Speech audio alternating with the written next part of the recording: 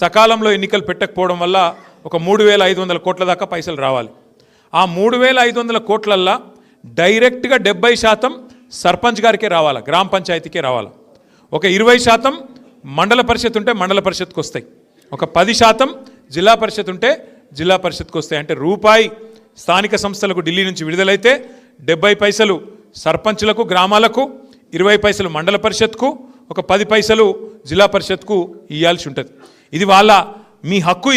ఇది వాళ్ళెవరో వీళ్ళెవరో వాళ్ళ ఇష్టానికి అనుగుణంగా చేసేందుకు వీలు లేదు. అట్లాగే ఇంకొక విషయం కూడా మీరు తెలుసుకోవాలి. చాలామంది మిత్రులు అంటారు, నేను దాదాపు 1 సంవత్సరంన్నర 2 సంవత్సరాల పాటు నేను పంచాయతీరాజ్ మంత్రిగా కూడా పనిచేసిన.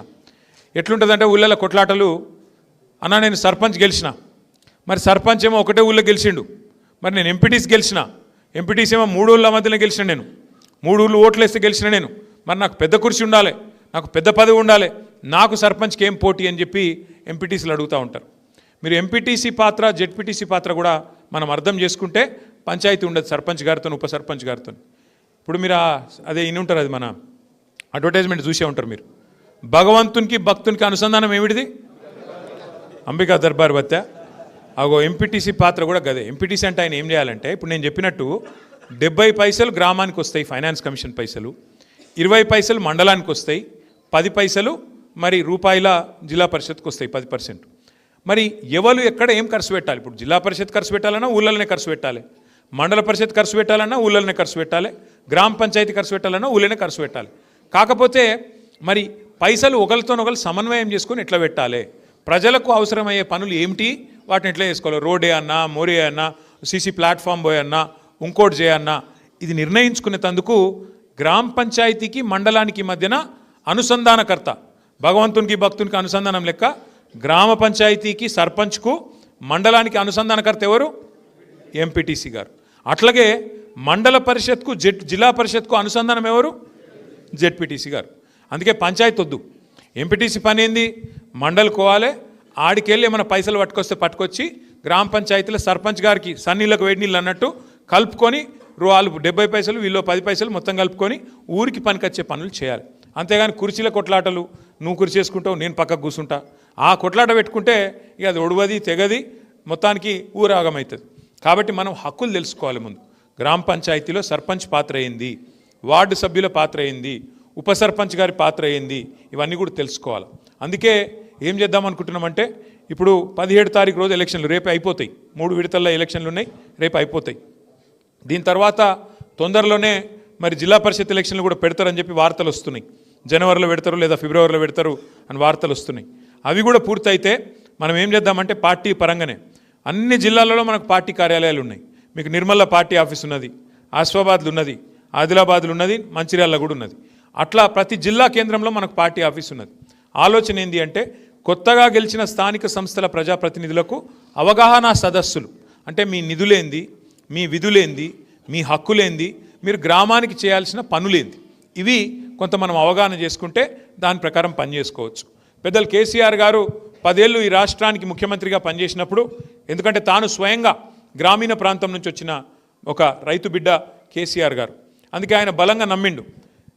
మహాత్మా గాంధీ గారు చెప్పినట్టు పల్లెలే దేశానికి పట్టుకొమ్మలు అనే మాట బలంగా నమ్మిండు. కాబట్టే పల్లెలను బాగు చేసే కార్యక్రమం కేసీఆర్ గారు చేసిండు. ఏం చేసిండు?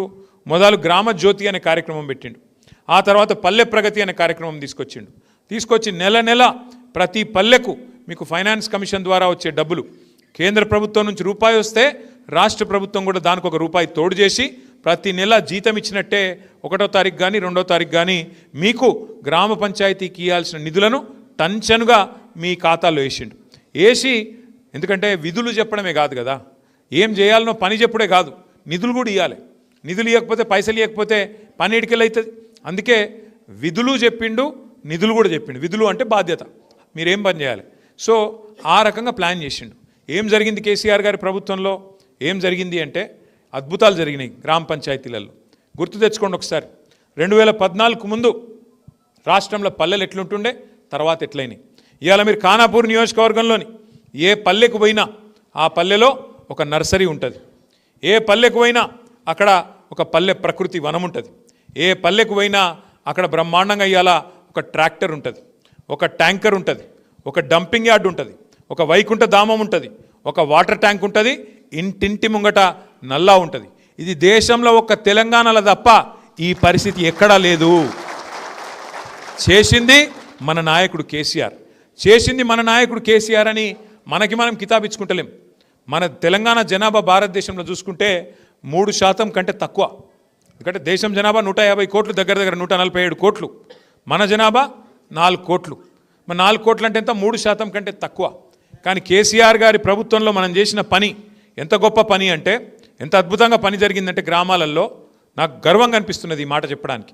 3% కంటే తక్కువ జనాభా ఉన్న తెలంగాణ ట్రాక్టర్లు, ట్యాంకర్లు, నర్సరీలు, పల్లెల్లో హరితహారం చెట్లు, డంపింగ్ యార్డ్లు, వైకుంఠ ధామాలు, పల్లె ప్రకృతి వనాలు, అట్లాగే పారిశుద్ధ్యం, ఇవన్నీ చేసుట్లా 3% కంటే తక్కువ జనాభా ఉన్న తెలంగాణ జాతీయ పంచాయతీరాజ్ అవార్డులు ప్రకటిస్తే 30% అవార్డులు గెలుచుకొని ఒక రికార్డు సృష్టించిందనే మాట నేను మీకు విజ్ఞప్తి చేస్తా ఉన్నా.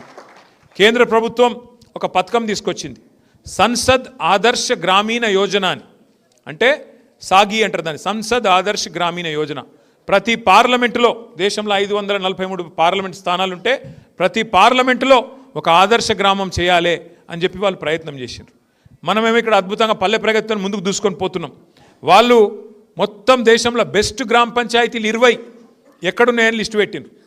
20 గ్రామ పంచాయతీల లిస్టు పెడితే 20కి 20 తెలంగాణ గ్రామాలే వచ్చినాయి. గది కేసీఆర్ చేసిన పని తెలంగాణలో. కానీ 2 ఏళ్ల నుంచి ఏమవుతుంది తెలంగాణలో? మన ప్రభుత్వం పోయినాక అడిగినోడు లేడు, పట్టించుకున్నోడు లేడు.